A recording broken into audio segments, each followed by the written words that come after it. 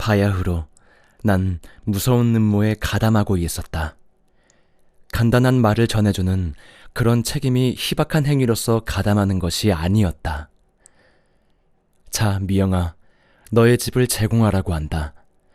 메가라는 글이 적힌 너털너털한 종이 조각이 붙은 너의 집 대문 앞을 지나칠 때마다, 그러나 난 그 집이 빈집이라는 생각을 해본 적이 한 번도 없었다.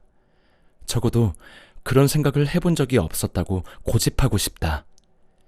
미영아 하고 부르면 곧 네가 뛰어나올 것 같았었다.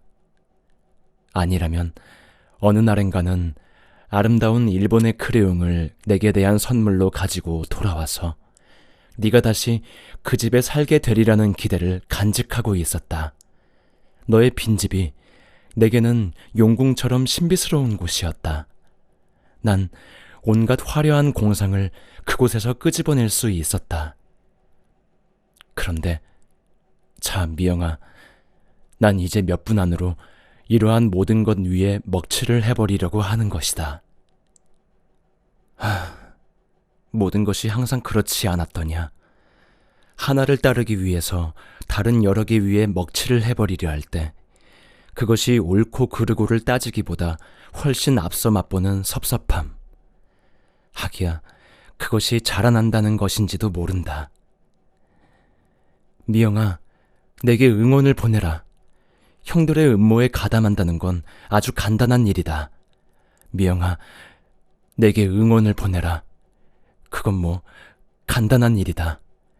마치 시체를 파묻듯이 그건 아주 간단한 일이다. 뭐 난 잘해낼 것이다. 형 혼자서 기다리는 것처럼 얘기할까? 내가 물었다. 물론 그래야지. 형은 나의 그런 질문이 아주 대견스럽다는 듯이 희쭉 웃었다. 난 방바닥을 보고 있었다. 난 장판이 해진 곳을 손가락으로 비집고 그 속에 있는 흙을 긁어내고 있었다. 무엇 때문에 만나자 하느냐고 물으면 뭐라고 대답할까? 난 손가락 끝에 묻어나오는 흙을 바라보며 형에게 물었다. 그건 말이지, 학교 일로 만나자고 하면 될 거야.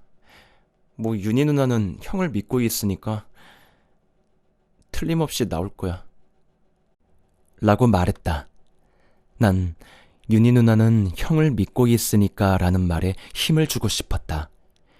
그러나 내 생각에도 너무나 무심히 지나가 버린 말이 되고 말았다. 그러면 될까? 형은 미심쩍다는 듯이, 그러나 나의 완전한 협조에 아주 만족한 태도로 내게 되물었다. 그럼 되고 말고. 나는 자리에서 벌떡 일어났다. 섬돌 위에 놓인 신발을 신고 있을 때 형의 목소리가 내 등 뒤에서 들려왔다. 불안이 형의 목소리를 지배하고 있었다. 너 정말 잘할 수 있겠니? 그럼 잘할 수 있고 말고. 난 속으로 나 자신에게 다짐하고 있었다. 쌀이 문을 밀고 나서다가 문득 고개를 돌려보니 형의 친구들이 방문을 열어놓고 나를 바라보고 있었다. 나와 시선이 마주친 어떤 형 친구는 격려한다는 뜻으로 주먹쥔 팔을 올렸다 내렸다 하고 있었다. 그들은 내게 웃음을 보내주고 있었다. 난 웃지 않았다. 하나 둘 하나 둘, 난 입속에서 구호를 붙여가며 골목길을 뛰어갔다. 골목에는 갈색의 그림자들이 누워 있었다. 하늘은 물빛이군. 나무는 갈색, 지붕은 보나마나 보라색이겠지. 나의 머릿속에 준비된 도화지는 중유처럼 진한 색으로 채워지고 있었다. 윤희 누나 앞에 서자 난 온 세상이 빙글빙글 도는 듯이 어지러워서 몸을 잘 가눌 수가 없었다. 억울한 일로서 선생님께 꾸중을 들을 때 난 그런 기분을 느껴본 적이 있었다. 누나는 아침에 보았던 그런 한복 차림을 하고 있었다. 나의 전언을 듣고 나서 누나는 아주 명료한 음성으로 간단히 승낙했다. 바보, 바보, 바보. 그러나 또 어느새 난 형에게 유리한 구실을 덧붙이고 있는 자신을 발견했다. 아마 굉장히 중대한 학교 일인가 봐. 아무도 모르게 누나 혼자 와야 한대. 나는 눈을 감았다. 내 귀에 윤희 누나의 고맙다는, 그리고 틀림없이 그 빈집으로 가겠다고 전해달라는 말소리가 먼 하늘의 우레소리처럼 웅웅거렸다. 끝났다. 아주 쉽게 끝났다. 돌아오는 길에 난 미영이네 집 앞에서 걸음을 멈추었다. 회색의 대문에 누렇게 빛이 바랜 종이 조각은 여전히 붙어 있었다. 거미가 한 마리 그 종이 곁을 지나서 빠르게 위로 올라가고 있었다. 대문을 한 손으로 밀어보았다. 안으로 잠겨 있는지 열리지 않았다. 대문이 열리지 않자 집안을 보고 싶은 생각이 더욱 끌어올랐다. 별로 높지 않은 흙담 위로 나는 올라갔다. 내가 기어 올라가는 서술에 담 위의 기와가 몇 장 땅으로 떨어져서 깨어졌다. 나는 담 위에 마치 말 타듯 걸터 앉아서 집안을 내려다보았다. 황폐한 빈집을 초록색의 공기가 휩싸고 있었다.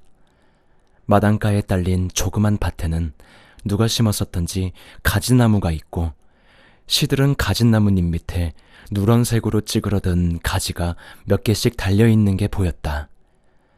그것들은 정말 볼품없이 말라 있었다. 누가 빼어갔는지 창에는 유리가 한 장도 없었다. 나의 가슴은 한없이 조용하게 뛰고 있었다.